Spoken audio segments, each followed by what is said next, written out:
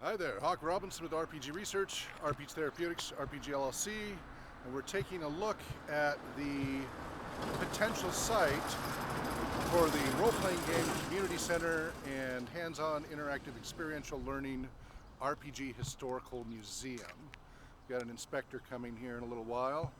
I had to get here early to get access from the realtor, but this is a place. It's a major fixer-upper. Between the two-story building, there's about 2,000 square feet, 1,000 per level.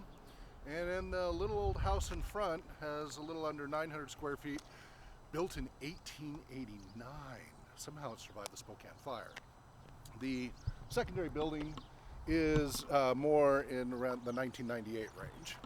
So we're going to go walk around and take a look at things here. So starting in the rear here, this is the southwest corner of the lot, and we'll be leasing this entire, basically little block if everything works out. This rear area, as you can see, is fenced off, 6-foot fence. We're going to do as all the neighbors have done and add a little barbed wire at top for safety. Then we'll be able to park the bus and trailers here. There's 4 or 5 storage sheds. We may have to move some of those around, but plenty of storage there in addition to the office space. And you can see this is gated, so we'll be able to pull one trailer in there, one trailer in there, the bus there, and maybe the SUV. And there's a rear entrance. That boarded up white thing there, that's actually a window under there. It's just covered for security reasons apparently. We'll probably open that up for light. The upstairs needs some work, but it's actually great. You can see there's some roof work has to be done still. Need the landlord to take care of that. We also know there's a roof leak upstairs. This, so far, in the however long it's been left alone since people moved out, has not had any vandalism or break-ins. This fencing has definitely helped. But even here, where there's just a picket fence, kind of cute picket fence, no signs of breaking, entering, vandalism, having to paint over vandalism, etc. The Pacific Metal building sign goes back to, I think, a couple tenants back. I guess the previous tenants didn't bother to move it. This lot across the street, so this is now facing east, is an option for us if we wish. It's about the same length and width as the lot we're looking at, maybe a little smaller, but a little bit past that yellow truck and van. We could potentially use it for storage or even potentially develop on it later if we get grants and such. So that's potential expansion for the community. So we're thinking for this little old house from 1889 about potentially making that it'll be small, but the beginning of our experiential learning museum. It has 4 rooms and then a bathroom and a little kitchen. It's not a lot, but it would be a start.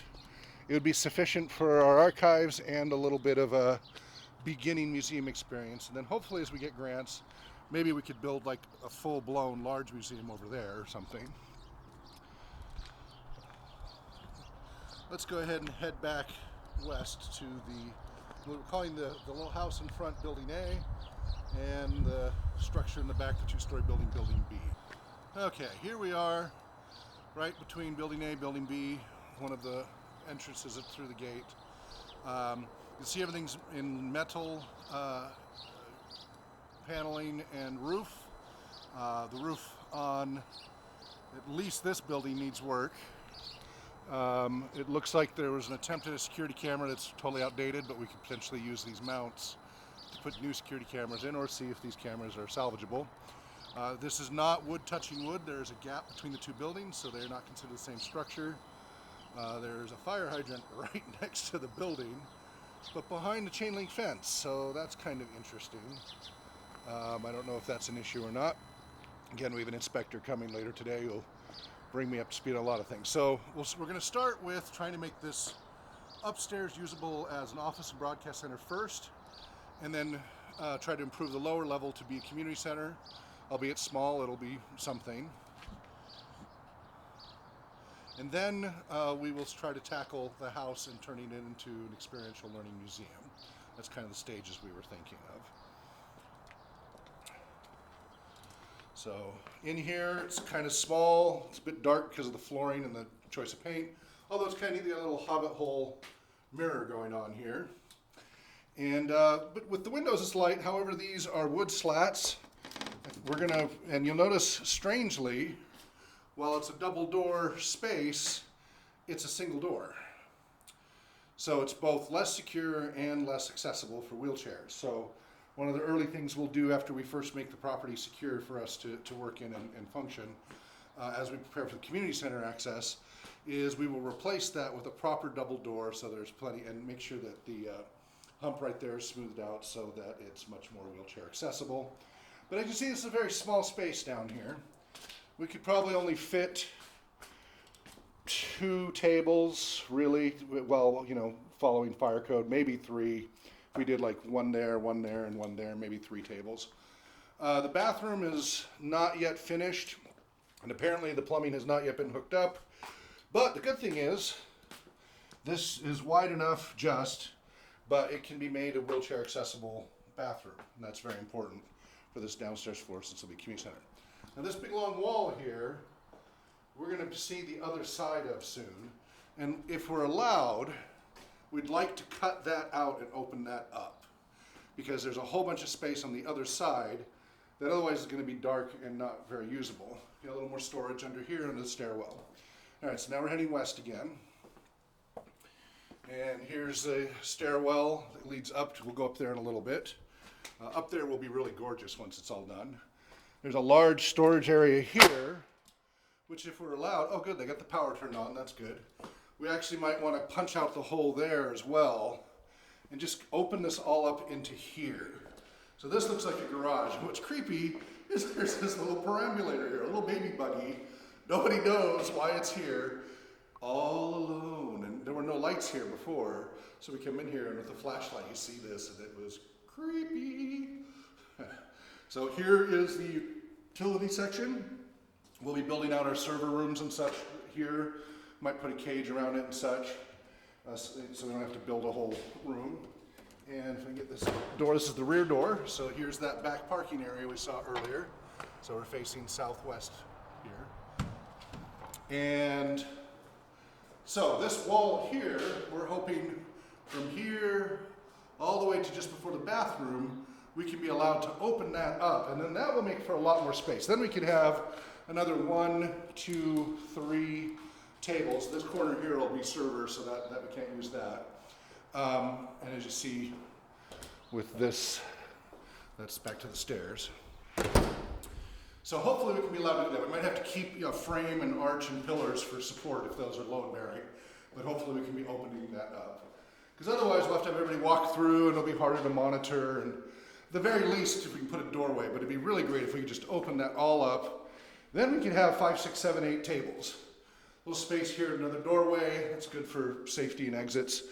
We've got to put up exit signs before we can have any people here, you know, lit, self-powered, all that.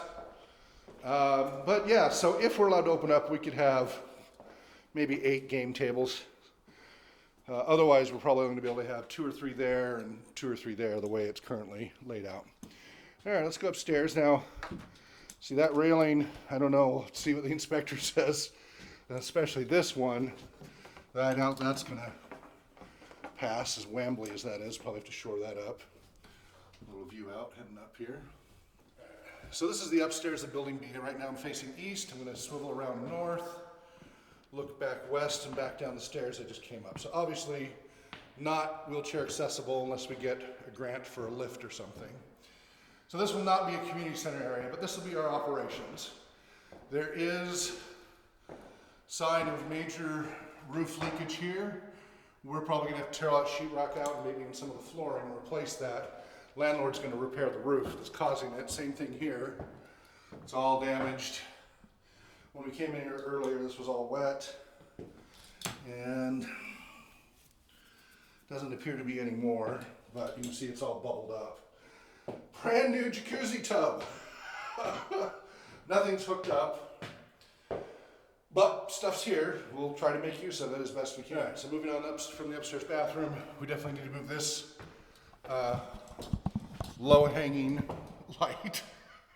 Now, I'm 6'7", but still, that's just not going to stay that way. But anyway, we got a little spot. Once that's all fixed, that's a little office space, or maybe the printer, everything area. But look at this lovely, right now, no flooring, so we got to get flooring. Some better paint. It's got a base coat. But look at how much light there is. There's no lights on right now. This is all ambient through the many windows. Now, the good thing is, lots of light. A little nook back here to the west. Bad thing is, in the summer, this is going to be a greenhouse oven. Luckily, the ceilings are tall enough, even in the low section. I've actually got room above my head. Yay! Even the light fixtures. So we'll probably just try to match these light fixtures over there or something for consistency and safety. So we're thinking this side will make our offices. We'll have desks and such here for our operational stuff. We'll need to put like Roman blinds so we can black out when the sun is coming in from the west, or we can control how much sun's hitting us. There is no heat, no air conditioning in this place yet. That's one of the many things we're going to have to do. In fact, the insurance companies won't even insure the place until we have heat. So that's a challenge. A little painting left over from our previous tenants. But look at how lovely these vaulted ceilings are. But as you can hear, really bad acoustics for a broadcast studio. Really, really echoey. But what we're thinking is, in this middle rafter here, we put our broadcast gaming table here with the green screens around it. Maybe some of the bookshelves all around the walls, like we have back in my place. Move that chandelier up or out of the way. And we'll have a much nicer studio setup. Much nicer studio setup than we've ever had before. Back here can probably be like the AV. Maybe this will be the studio section. One of these two alcoves would be the broadcast space. That would be the AV equipment space and staff. And over there would be the office. So this is about 1,000 square feet, maybe a hair less at this floor, and another 1,000 below. So that's what we're hoping to pull off. It's going to cost a lot of money just to move in, probably in excess of $10,000 between insurance and upfront rent and turning on. But we're hoping, if all goes well, March 1st can be 2022 can be our move-in date. I mentioned out before on the outside that there was a window covered up. That is this right here. They did it for security reasons. I was mentioning also before that these slats in these doors, when we go to replace these doors with proper double door, we're going to get security. Although these are pretty good security doors here, but instead of the wood slats, we'll get the steel so that there's still there's some security. We'll have to figure out how to make it safe for fire exit and all that, but that should make it a lot, and all of these we want to replace with some sort of real security, in addition to cameras and lighting and all that. So this is it. This is February 18th, 2022. You're getting a sneak peek as Patreon supporters, donors who've been helping us get through all these years at what we're trying to make happen. Now, most of this I am doing out of my own pocket. The initial upfront rent we had set aside from the fundraiser we did with Mindcrack 2 years ago. We set aside $7,000 for this purpose. So that will be donor money, not from our Patreon, but from the fundraiser we did specifically for the museum and community center and building that we're trying to get. So that $7,000 we'll have to cover that much. And then all the remaining costs, the insurance, utilities, repairs, initially are going to come out of my pocket just to get it so we're allowed to work in here. And then after that, we're going to be turning to the community and everybody to help with donating. And, we'll do grants, but grants usually don't pan out till the following year. So we're going to be really, really needing help from our wonderful supporters and donors to move this forward.